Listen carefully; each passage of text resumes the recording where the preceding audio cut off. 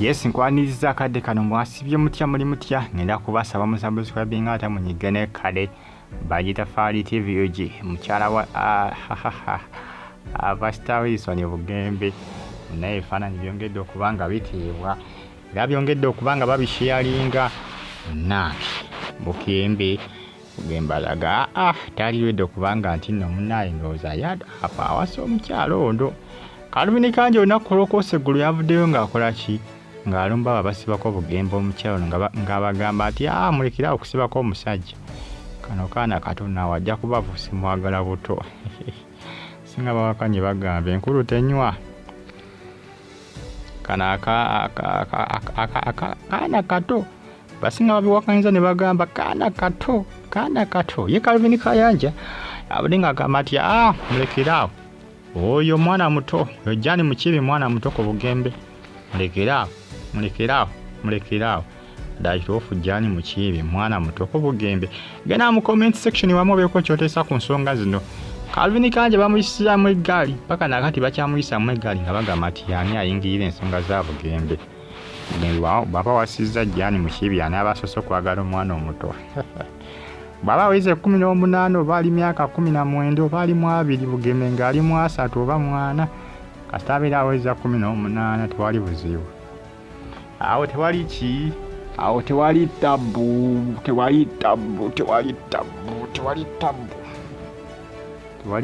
nga kayimba ka Ava Peace so guys zumunange zitambula kadde kalo ko social media kubaza gone ya subscribe nga nonyiga kale ndi bagita Fali TV wakola kyamanya kubanga ba subscribe nga nonyiga ne kale zona za Pastor Rose Asibujingo kosane Dr. Jani Mukibi azikyagera maaso naye nga abantu bangi bakyagaliza Bugembe ogera n'omukyala n'abasinga beebuuza Dr. Jani Mukibi bigere stories nga bya bulaka bona abayetegereza bigere bintabudde simutegedde wano dokita babyabadde biddugatti ayizulu nenge yadabinyisiza mu ttaka ndowooza oba oliawo byali bikoze eki byabadde munangi biginzika ettaka anyway ensonga zimunange zitambula akadde kano nga akakyala kalungi ate kakyala kato teryagala muntu yagala namwe omukazi mukulu era bayagala kakyala katoototo sabeera nga aweze emyaka 18 Kalubini kayanja yamanyi naye Kalubini kayanja yamanyi n'ebintu bisimanga muntu simala biki yamanyi nsonga zo munnange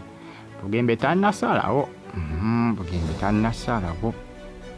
ni Kalubini kayanja gundi kalunantongo yayimba tosalawo tyawo ne Bugembe tasalawo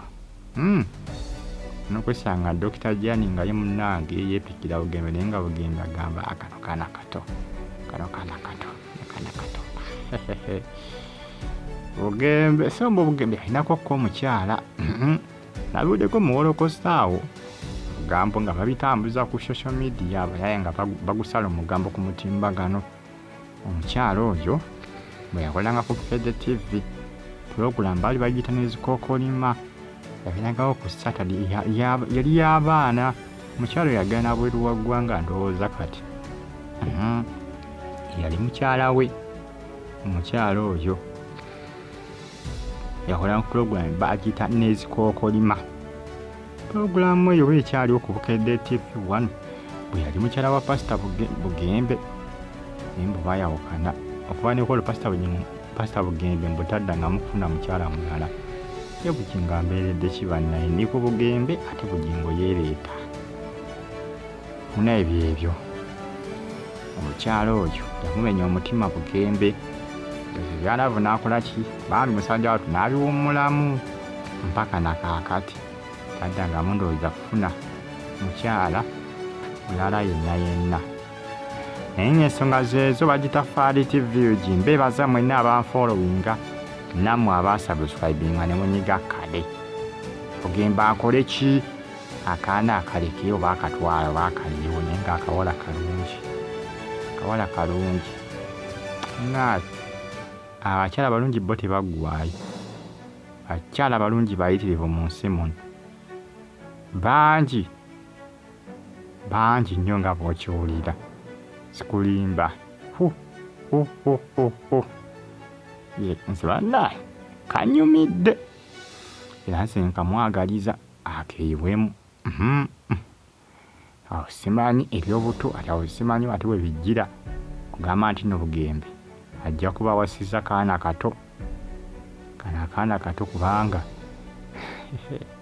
naye kakoze kawulira Bugembe ng'ayimba ennyimba za kkani naye kaako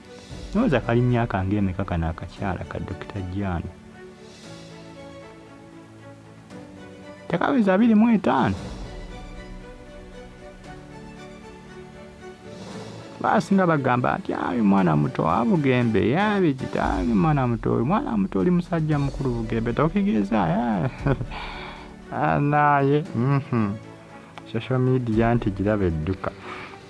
enga ensonga zezo munnange ezimu ku ezo is trending akadde kano ku mitimbagano mbeebaza mwenna abanfollowinga nammwe abasubscribinga ne munyiga kade nti baaba mwakola kyamaanyi okubanga mwasubscribinga mwena abali mu Iraka mu Baghdad muli batabu nnyo baaba muli babode nnyo muli bakabi nnyo muli bamutawana nnyo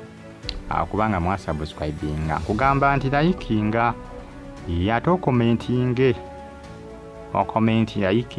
commentinga nyiga kade bino ojja kubifuna mu bujjuvu full swing bagita Faadi TV juki nkwebaliza ddala ensonga zo za Pastor Wilson Bugembe